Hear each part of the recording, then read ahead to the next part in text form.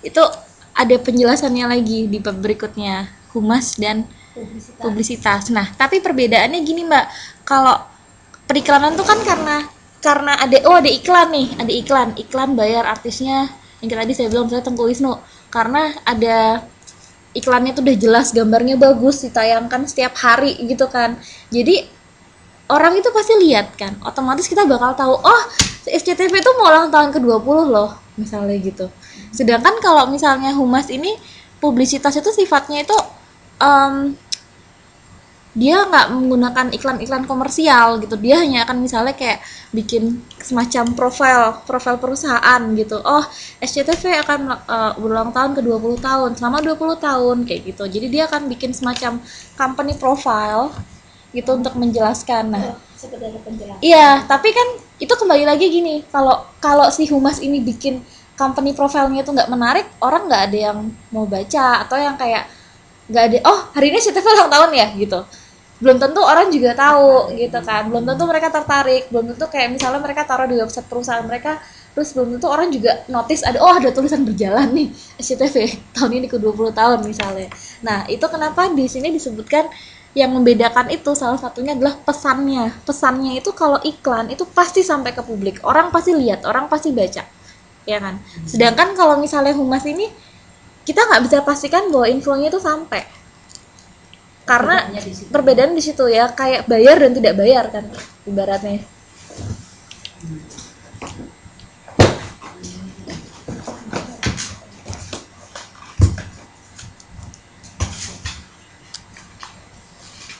Oh ya, nanti kalau saya mau kasih slide-nya kemana ya, di Facebook aja atau Bisa. di Facebook diupload bisa kan ya? Oke. Slide-nya ya, uploadnya di PowerPoint ya. Iya, PowerPoint. Kalau Bisa nggak sih? PowerPoint Kayak itu nggak bisa nggak ya? bisa. Di email aja berarti ya? Cuman kalau lewat itu apa SkyDrive itu bisa, tapi nggak semua bisa. Kalau gitu saya email aja ya. Iya. Kita kan aja. Ketinggalan kawannya.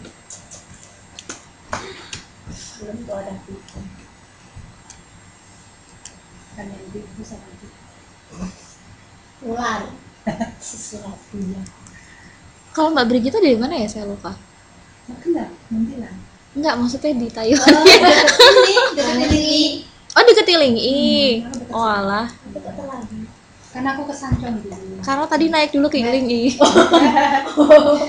Terbang ya. Terus cari tahu KDI sebelah mana gitu. Paling inti adalah pesan yang tidak bisa, pesan Belum tidak tentu tersampaikan kepada publik. Yang saya teruskan Bang.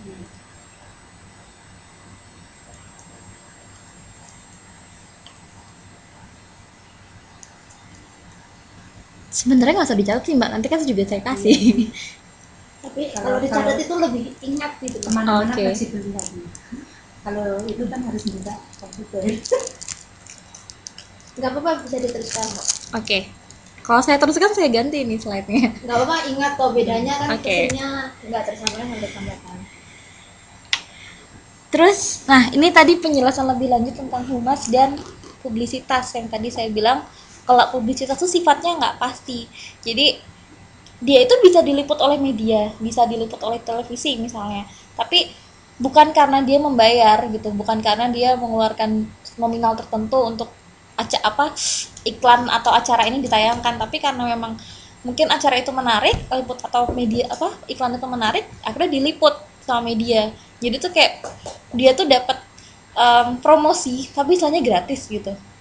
Kayak contohnya misalnya ada yang peringatan HIV/AIDS, terus ada mahasiswa misalnya, terus mereka tuh kayak bagi-bagi pita gitu, pita tanda kayak mereka tuh mendukung anti HIV/AIDS di misalnya kalau di Jakarta tuh di Bundaran HI ya.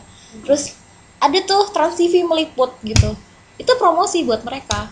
Tapi mereka nggak bayar kan gitu. Nah, itulah maksudnya kegiatan publisitas. Nah, jadi kalau menurut saya kalau misalnya nanti Mbak kerja gitu ya jadi seorang humas gitu, harus berpikir gimana sih caranya bisa membuat satu kegiatan yang menarik, kalau perlu tanpa kita harus menarik ngundang-undang wartawan untuk datang, tapi wartawan tuh akan datang buat kita gitu. Itu bedanya sama orang periklanan. Kalau orang periklanan tuh harus mikir, oh konsepnya apa nih, oh sekarang yang lagi ngetren apa nih gitu kan, lalu akan bikin sebuah acara atau bikin sebuah promosi. Habis itu dia akan misalnya taruh di surat kabar, di Kompas misalnya, pasang tuh gede-gede gitu. Jadi itu bedanya. Jadi emang kalau di humas itu, kalau istilahnya tuh inovasi itu harus terus dilakukan, jadi nggak bisa berhenti di situ aja, karena berpikirnya yang agak berpikir gimana caranya nggak ngeluarin duit gitu kan. Manusia itu hidup, tapi manusia itu hidup untuk berpikir loh Mbak. Kalau nggak mikir itu nggak hidup. Berarti kita diam itu bekerja. Berarti kita diam itu bekerja.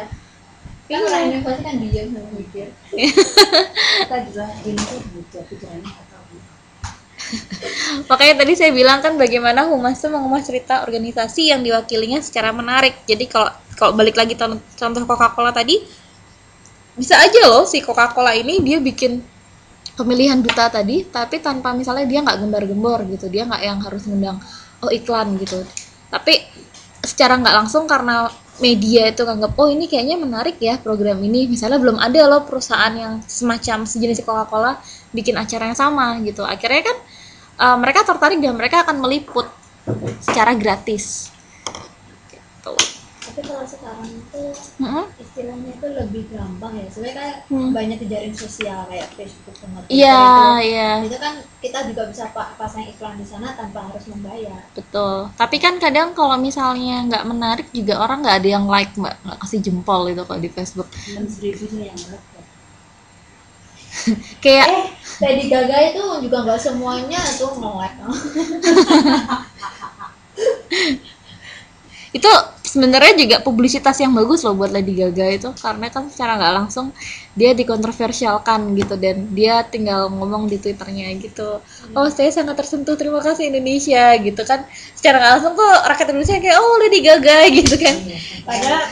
Padahal dia juga sebenarnya dapat promosi gratis gitu, dia diuntungkan juga di situ posisinya. Iya. dari publisitasnya. Tuh sekali. Aku juga baca itu di majalah itu kayak Mas Lady Gaga itu kan yang like jutaan orang ya, itu katanya juga bohongan. Ya enggak seluruhnya itu orang yang menyukai dia gitu. Nah itu strategi Mbak, itu bagian dari strategi. Orang kamu juga punya 10 akun nge-like 10-nya loh. Terus nggak kuat, cukup 2. Kayak mestinya gini pertanyaannya, kenapa kok Mbak Prima namanya Kania? Saya baru tahu tadi nih. Cana. Oh, Canai. Berarti cana. Oh, oke. Akhirnya gurih menyenangkan. Sesuatu ya. Kalau orang bingung kok Brididaya memang itu Bridita. Sebenarnya emang dia mendahului. Nggak apa-apa lah, kalau Facebook nanti tahu nama asli kita juga ribet lah. Saya kalau gitu mulai harus pakai nama palsu dong. Gawat. Oh, saya kan terinspirasi. Oke.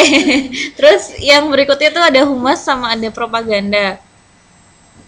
Ini sebenarnya agak repetitif dari yang sebelumnya. Itu kita juga pernah ngomongin propaganda itu apa dan kenapa propaganda itu konotasinya negatif gitu, karena propaganda itu dipakai pada zaman dulu itu untuk komunikasi politik. Jadi untuk misalnya kayak kalau di buku itu iya, kalau di buku itu contohnya dia pakai contoh Hitler. Jadi ketika Hitler itu di